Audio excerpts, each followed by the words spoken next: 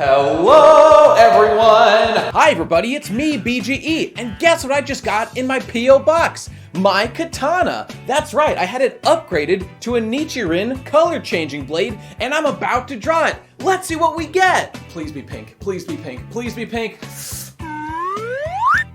Oh my god, it's black. Does this mean I have an N-word pass? Neon Genesis Evangelion!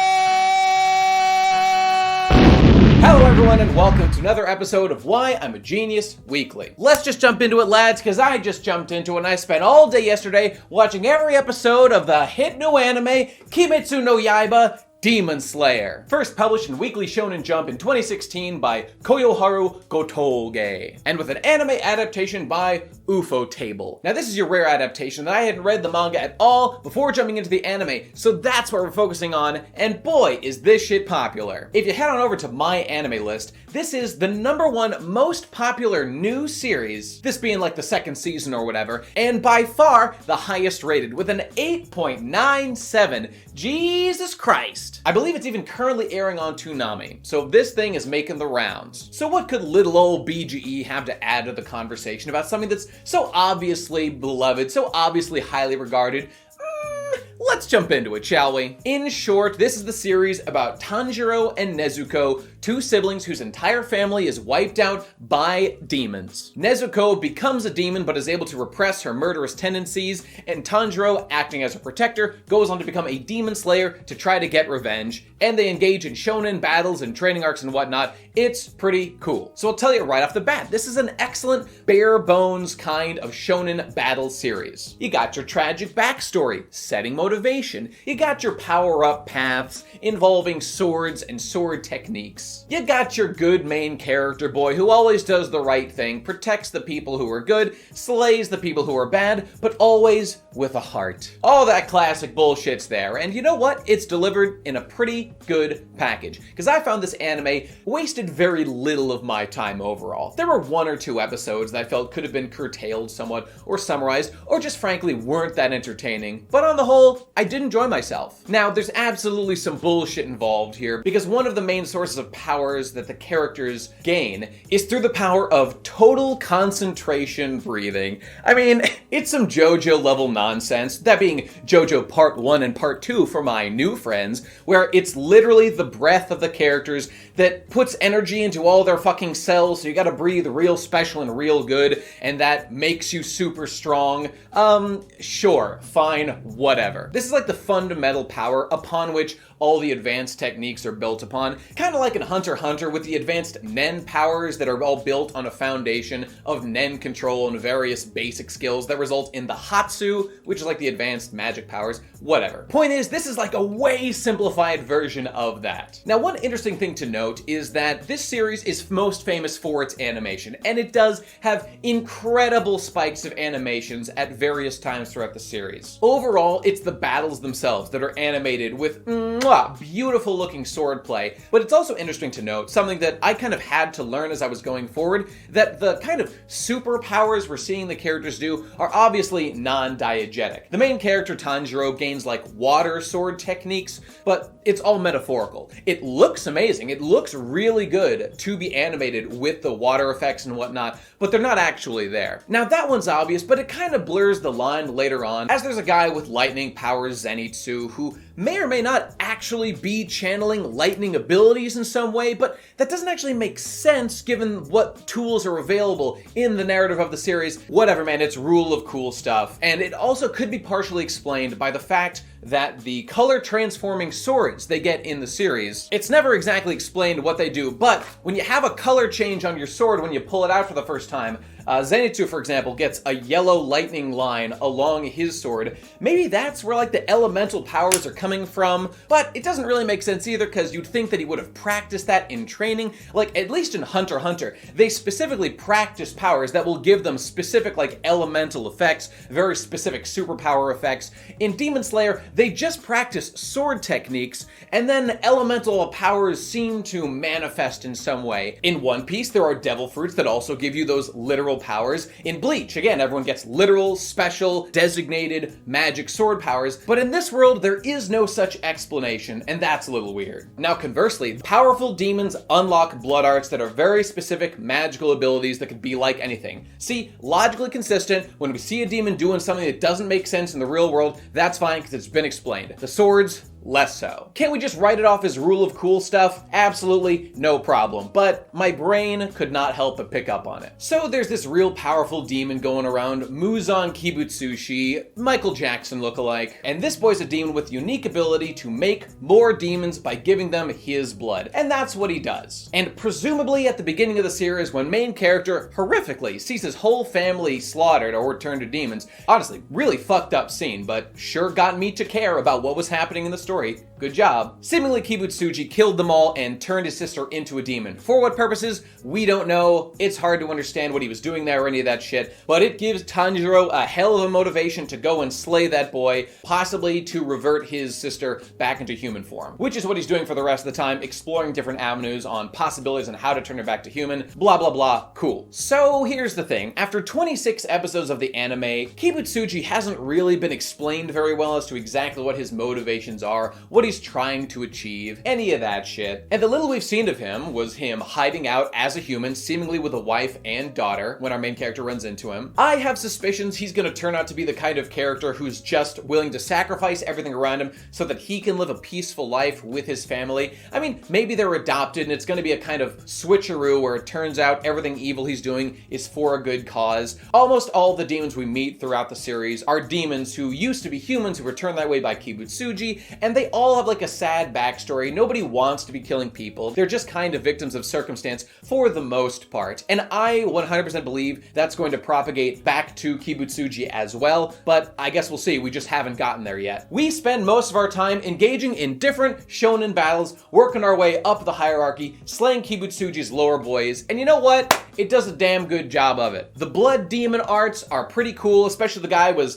banging on the drums and rotating the house around. That was a pretty cool arc. That was pretty creative writing, and I enjoyed watching that. And watching Tanjiro go on his quest to obtain some of the power he needs to fight back against the demons, obtaining his different sword techniques, getting the stamina and the total concentration breathing technique, and developing his kind of elemental-esque sorts of powers, really cool to see happen. Classic shonen stuff, love to see it. With the highlights obviously being the climax of each of those fights, as everything the characters are doing gets brought to the forefront as they overcome big challenges in front of them. We learn backstory of characters at pivotal moments, and it's been a good ride so far. Nezuko as well, as a girl who's been transformed into a demon, she gets more than your average female character in one of these shonen adaptations doing stuff, but it is kind of funny to note that she literally spends most of her life asleep, hiding at home. Typical feminine roles, shaking my head at the damn patriarchy. But for real, she is fairly powerful, and she does do a couple of things that are helpful and useful and cool to see, and strong character development for her. So I'm not really complaining about her. Not to mention, her being cute, making her little noises, are some of the highlights of the entire show. So big ups to having her around. Look how small she is. Look at her run. I can barely see her down there. It's hilarious. The fact that she's comfortable traveling around in a tiny little box that fits on her brother's back is pretty cute.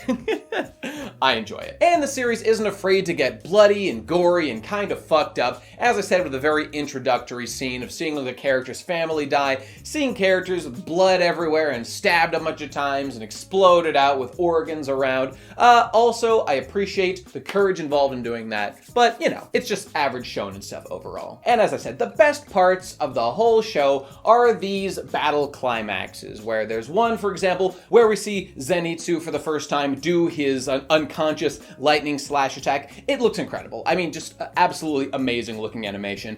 And of course, the number one best part of these first 26 episodes of the anime were obviously during the actual fight of Tanjiro and Nezuko against one of Kibutsuji's like 12 guardians or whatever. It doesn't matter. Point is, he's fighting against the spider boy, and he's doing his water attacks, and he unlocks this like family power he had long ago, so he activates like fire attacks now, which actually seem to literally be fire because the guy says that he's actually cutting the strings using heat, which he didn't expect. So I guess now the powers are literal now, or at least partially so. And it's at this exact moment that Nezuko is, this happens regularly, visited by the spirit of one of her dead family members from the beginning of the show, in this case her mom, who tells her, you need to stand up, Nezuko. You need to help your brother Tanjiro fight and overcome these challenges or else he'll die too, as he's trying to get this revenge and whatnot. And she activates her blood demon art, exploding blood, and the two in combination, spurred on by the ghosts of their departed family, and do this incredible combo attack and chop the Spider Boy's fucking head off. It was amazing! Until the next episode, where it turns out that none of that mattered because the Spider Boy had chopped his own head off.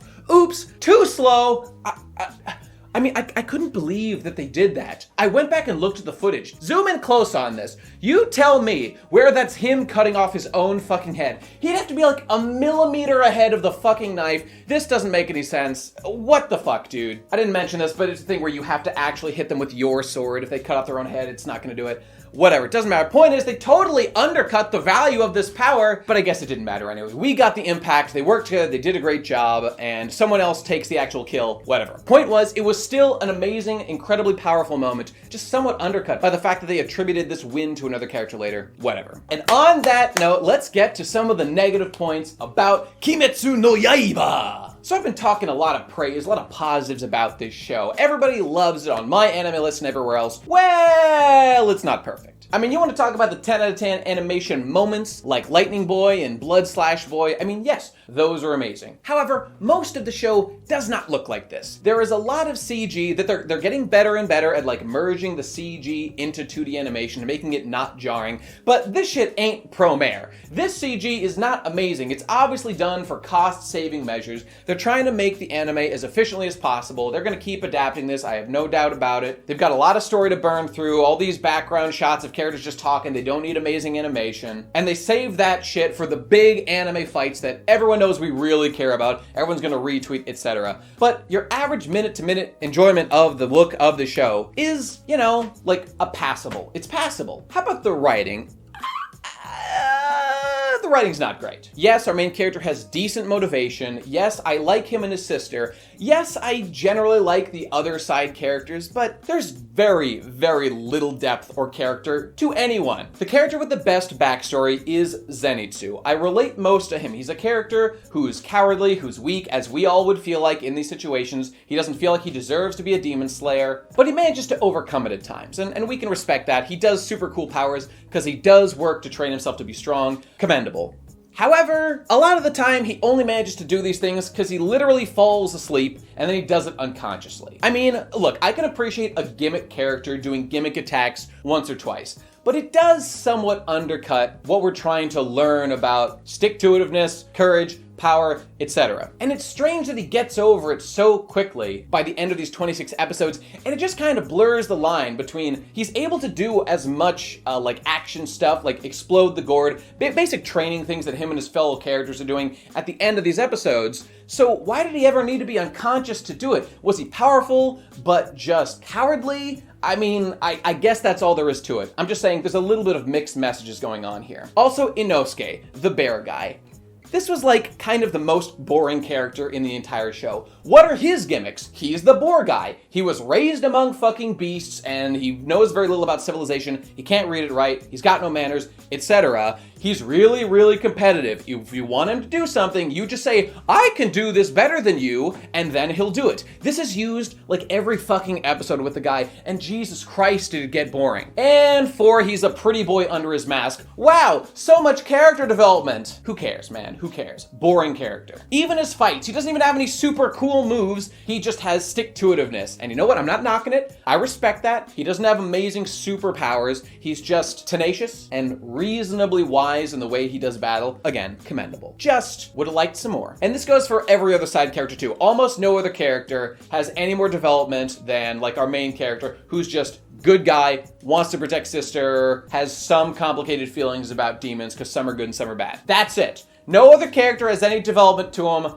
boring. Even the demon's backstories are like, they're paper thin, man. They're paper thin. The demon who does the drumming on himself, what's his backstory? Oh, he used to be a writer. Somebody didn't like his writing. I'm angry at the world, becoming a demon. Oh wait, I played my hobby of playing the fucking drums. This gives me character development somehow. Look, I'm not knocking it for what it is. I can appreciate these kind of simple, straightforward backstories on all these characters, all the demons and whatnot, but I really would have liked some more. It's just kind of boring, and I'm just waiting for, show me fancy fight scenes already. Let me see the big explodey slash. And that's what I really am looking forward to. It's fine. It's fine. That's what most people want. I want the training stuff. I want new powers unlocked, but, you know, could have been more interesting writing. So considering all of this, considering that most of the time there's not amazing animation, most of the time the characters are not particularly interesting, there was like the butterfly lady, one of the Hashira, whatever the top level guys are called, and like her little protege who's in the same class as our main characters, that girl, can't remember her name, with the butterfly pin. I liked her backstory of being a orphan who was like abused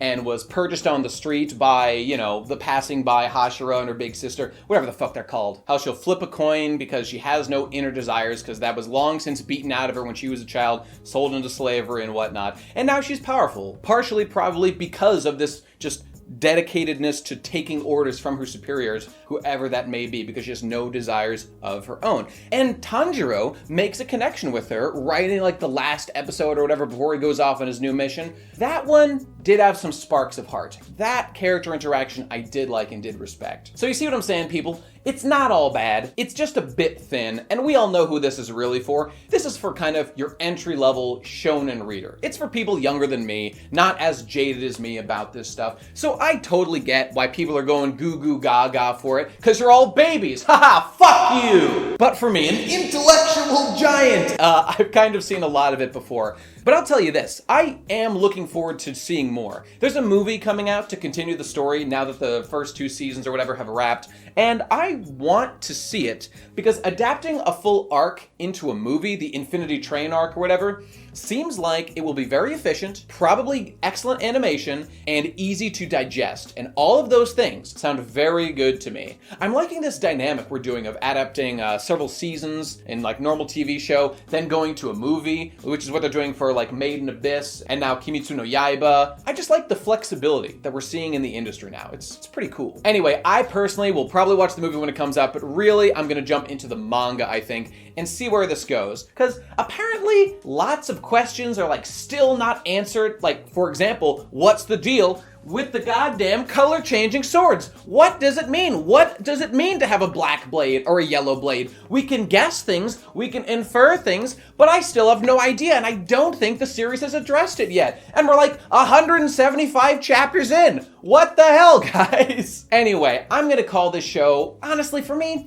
it's like a strong 6 to a light 7. I am enjoying it. It's good, but the ratings I'm seeing I think are just very, very high because the audience largely is not of the same demographic that I'm at here. For me, I would happily sacrifice some of the flashy animation at times for more core writing to keep me engaged. Now, don't get me wrong. The highlights, the big blood explosion slash in episode, what was that, like 20 or something? The reason that moment was so great was, one, because of the animation, absolutely, but it was a conflux of things. The animation, the emotional depth of Nezuko unlocking her blood demon powers to save her brother in his time of need, Tanjiro's unlocking of his new powers that tie into his relationship with his father, so it's like the father and mother together are combining to save the son from this evil spider boy. Moments like that are incredibly good. They just don't make the series overall a 10 out of 10, when a lot of it ain't up to par. And with that, ladies and gentlemen, that's gonna do it for our discussion about Demon Slayer. I'll see you in the next section! Here I go, it's time to transition! Alright, on today's episode of the P.O. Box, Send Me Things Below, we're doing Ask BGE! First question at the Space Cowboy 15 says, I just started watching your vids a week ago. Do you still do the hashtag AskBGE thing? Thanks. Occasionally. At Wallowing Weeb asks, you plan on doing another Kimetsu no Yaiba video? I don't remember doing the first one, so no! At AJCase997 asks, what do you think of the Final Fantasy X dub? I've been playing it in English, am I missing out? You know, the thing about dubs, there's been a lot of talk about dubs. I tweeted some things that people didn't agree with about the Pro Mare dub, because I'm a hardcore sub guy. What I really am is an original language of the original creators guy, whatever that language could be. But when it comes to Final Fantasy X, I originally played that in the English, so I'm attuned to all the English voice acting. I don't know what the fuck the Japanese guys sound like, and I frankly don't care. It comes down to this. If I'm ever given a choice between initial language or dubbed in English, I will always pick initial language. If, however, I just consume something through whatever means that presents me in another language first, Japanese or English or Greek or Hispanic or whatever, the odds are I will get attached to that dub because it's the first one I was exposed to, which is why I try to avoid being first exposed to dubs of anything. So to answer your question, I personally am quite fond of the Final Fantasy X dub, but the Japanese is what God intended. So if I could change things cosmically, would I personally go back and play in Japanese? Yes, I would, but I do think that the dub is good, is competent, is not terrible, and has amazing moments. So you might miss out on a little, but not that much. At 𝕭𝖊𝖆𝖚𝖙𝖎𝖚, have you played Touhou Luna Nights? I was going through it with a friend recently, thought it was a very neat game. Moving feels amazing, and the 2D combat is really tight. A Metroidvania worth checking out, certainly, especially for weebs. You know, I did actually play some of that Getcho, and I thought it was good. Not amazing, but I did play a bunch of it and liked it. It kind of reminded me just of like a straightforward, like, Symphony of the Night Metroidvania game, but with that Touhou wit and banter and whatnot. I thought it was good. Nice that it got an endorsement here from you. I'll consider playing it more in the future. All right, last question here from Sean Dawn 414406. When do you usually go to bed and wake up? Do you try to make it the same time every day? Any habit that helps you sleep? I know you've talked about ASMR before. You know, the thing about ASMR is it can help me sleep. I really don't use it for sleeping very much. I use ASMR for passively relaxing while working or doing other stuff. Specifically, when I'm editing, when I'm working hard, music is distracting to me. Watching movies, distracting to me. But you know what works? ASMR. Nonsensical sounds I just pump into my ears that just give me a passive relaxation, a passive thing I don't need to pay attention to while I'm working hard on other thing. It's the one thing that really works for me. And for a guy like me who spends so much time editing, it's useful. But you're asking about waking up. So to answer your question there, I do try to go to bed and wake up at the right time. These days, now that I'm off the 9 to 5 clock, I've been generally going to bed between 1 to 2 a.m. and waking up between 9 and 10 a.m. on most days. So that's like 7 to 8 hours usually. See, for me, the thing I value the most is I just want to make sure I'm spending my time working as efficiently as possible. And I do generally have a rhythm in me that's to go to bed relatively early and wake up relatively early. I just don't want to waste the day hours when I know most people are awake and doing things. I've got friends who are up all night and then their schedules get all fucked up. They're not in sync with the rest of humanity, and I find that to be a helpful thing to do. So in short, yes, those are my approximate sleeping hours. I stick to them fairly closely and fairly intentionally because I find utility in doing so. And that's it. All right, everybody, that's been another #AskBGE section here, but please don't be afraid to send me more packages so I can open them up and letters. The only reason I didn't do it this time is because I may have forgotten to go to the P.O. box. Next time, that is, on WIAGW! Neon Genesis Evangelion!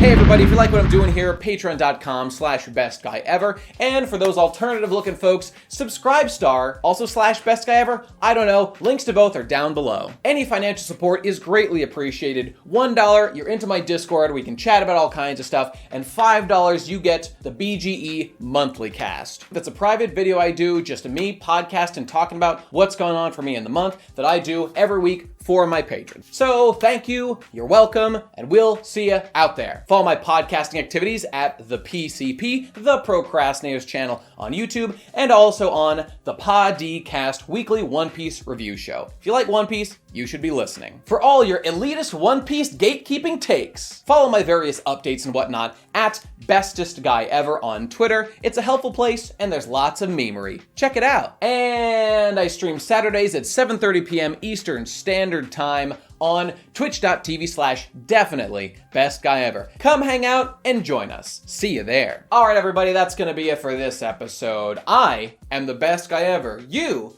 are the best viewers ever, and I'm gonna cut you in half. Yeah!